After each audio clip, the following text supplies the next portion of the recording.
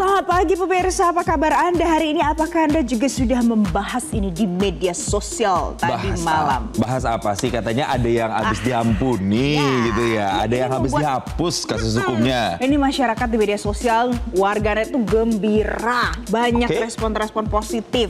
Jadi Presiden Prabowo Subianto mengusulkan abolisi kepada mantan Menteri Perdagangan Tom Lembong serta memberikan amnesti juga untuk Sekretaris Jenderal PDI Perjuangan Hasto Kristianto. Ya, ini adalah dua kasus yang paling disoroti setidaknya sampai dengan pertengahan tahun ini, dan langkah ini pemirsa telah mendapat persetujuan dari DPR RI. Jadi ini adalah surat dari Presiden yang dikirimkan ke DPR untuk kemudian dipertimbangkan. Nah, hal ini pemirsa terungkap dalam konferensi pers yang digelar oleh DPR RI pada Kamis malam kemarin, di mana Wakil Ketua DPR RI Sufmi Dasko Ahmad mengatakan bahwa Presiden Prabowo telah kirim surat untuk meminta pertimbangan dari DPR terkait pemberian abolisi terhadap terdakwa kasus dugaan korupsi impor gula Tom Lembong. Tapi nggak cuma itu, Presiden juga mengirim surat untuk memberikan amnesti. Jadi ini beda ya Valda dan juga pemirsa, amnesti dan juga abolisi kepada Sekjen PDIP Hasto Kristianto. Jadi Sufmi Dasko kemarin mengatakan kalau DPR sudah memberikan pertimbangan dan persetujuan untuk kedua pernyataan ini, gitu pemirsa. Jadi kita akan sama-sama mendengar kembali bagaimana sebenarnya pernyataan yang disampaikan oleh DPR terkait dengan tindak lanjut surat dari Presiden yang disampaikan berikut ini.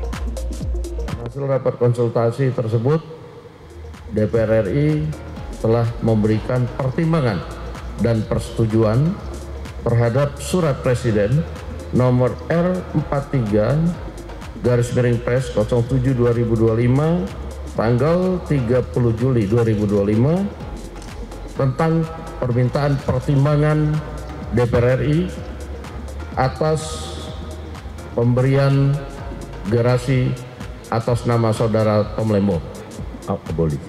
Abolisi terhadap Tom Lembong. Nomor Pres R43 Pres 07/2025 tanggal 30 Juli 2025 atas pertimbangan persetujuan DPR RI tentang pemberian abolisi terhadap saudara Tom Lembong. Yang kedua adalah pemberian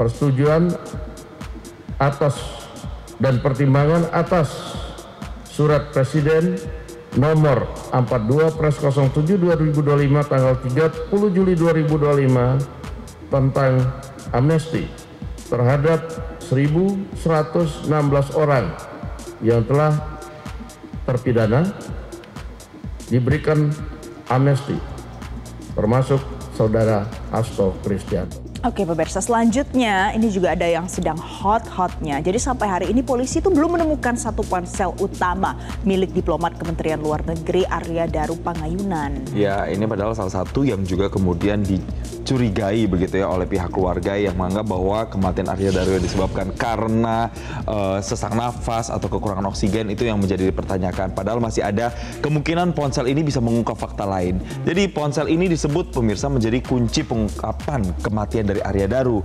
Tapi sejauh ini tim penyelidik itu baru mendapatkan ponsel lama yang pertama kali diaktifkan di tahun 2019 dan direaktivasi atau diaktifkan kembali tahun 2022.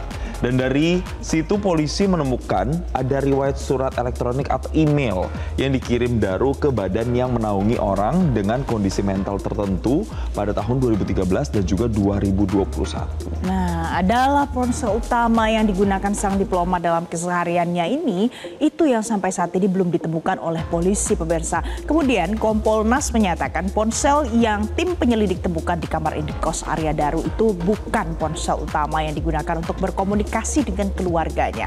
Nah, yang jelas sekarang polisi hanya melacak ponsel yang hilang itu ternyata nonaktif sejak tanggal 7 Juli malam hari atau tepatnya saat kepulangan Arya Daru dari pusat perbelanjaan di Bilangan Jakarta Pusat. Misterius ya. Ya, ini yang kemudian harus kita sama-sama pantau juga dan kawal juga ya, karena banyak yang berspekulasi apakah mungkin di situ nanti bisa terungkap siapa dengan siapa Arya Daru berkomunikasi terakhir atau chatnya seperti apa, itu yang menjadi apa ungkapan. juga ya. Betul. Banyak sebenarnya yang bisa terungkap. Nah, Selanjutnya pemirsa, yang satu ini juga ramai dikritik publik karena PPATK mengumumkan bahwa sebagian dari puluhan juta rekening dorman atau rekening yang tidak aktif yang sebelumnya diblokir kini sudah kembali dibuka. Loh. Jadi habis ditutup langsung dibuka. Setelah diprotes warga langsung dibuka gitu ya. Jadi pemirsa, informasi tersebut itu disampaikan langsung oleh Kepala Biro Humas PPATK Nasir Kongah. Langkah pembekuan rekening dorman dilakukan PPATK itu kan upayanya waktu itu bilangnya upaya pencegahan penyalahgunaan rekening pasif untuk tindak pidana seperti jual beli rekening, pencucian uang, korupsi dan juga transaksi narkotika. Awalnya niatnya seperti itu. Kemudian kan mendapatkan respon nih dari para netizen yang menyatakan kalau saya hanya memakai untuk menabung, tidak ada transaksi gimana? Nah ini nih kita lihat ya apa yang disampaikan oleh M. Nasir Kongah pemirsa. Intinya adalah ada pembukaan kembali dilakukan secepatnya dan sudah hampir separuh dari puluhan juta rekening yang dihentikan sementara.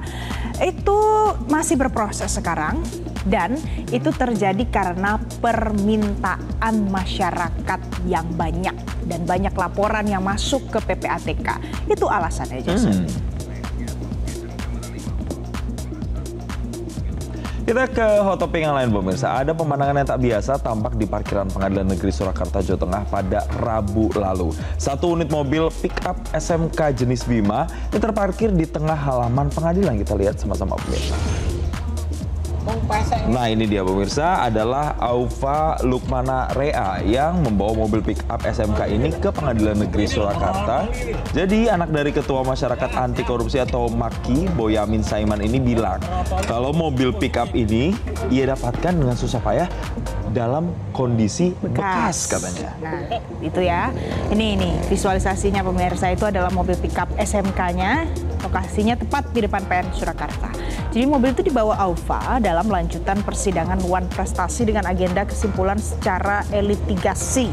Dalam perkara ini Aufa menggugat Joko Widodo sebagai tergugat 1, Wapres Republik Indonesia ke-13 Ma'ruf Amin sebagai tergugat 2, dan juga pabrik PT Solo Manufaktur Kreasi atau SMK sebagai tergugat 3. Betul, dan kuasa hukum Aufa sendiri, Arif Suhudi, ini menilai apa yang dilakukan penggugat dengan menghadirkan mobil SMK membuktikan bahwa kendaraan roda 4 yang digadang-gadang menjadi mobil nasional itu sulit dicari. Bahkan saat berkunjung ke pabrik SMK, nampak tidak ada aktivitas produksi maupun jual beli di sana.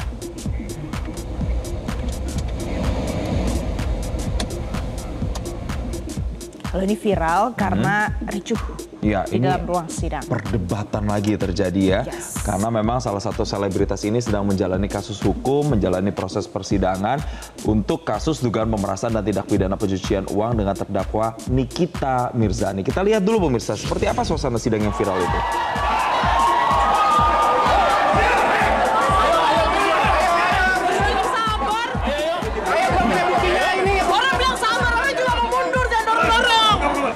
Loh, kenapa Bapak marah?